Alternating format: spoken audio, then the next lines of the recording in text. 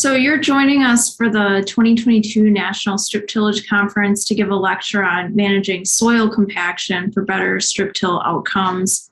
Can you give us a little bit of an overview of what you'll be talking about?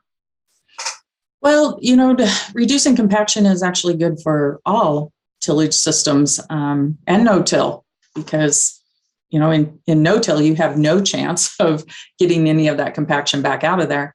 So we'll be talking about things that we can't control, like the weather, and that you got to get planted and you got to harvest. And sometimes the whole field isn't fit. But there are things you can control, and that is your axle loads and the PSI of your tires. And we'll talk a little bit about tracks versus tires.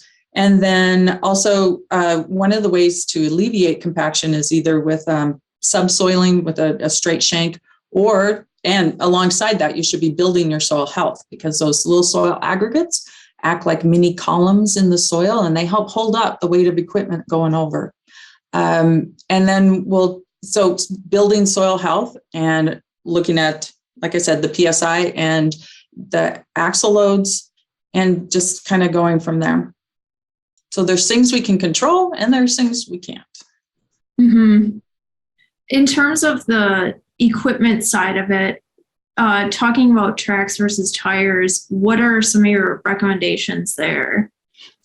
Well, I think the companies have sold tracks as making no compaction, that they just float across the field.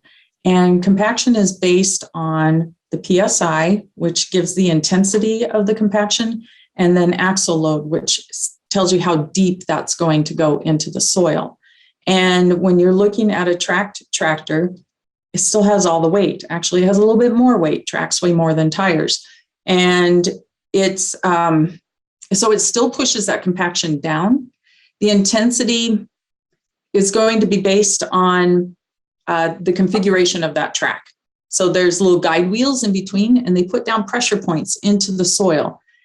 So if you look at a track and its average PSI is, say, 5, which is awesome, that's a great number, those pressure points can put down 15 PSI. So I just don't want farmers to have a false sense of security that, just because you're floating across the field does not mean you're not compacting.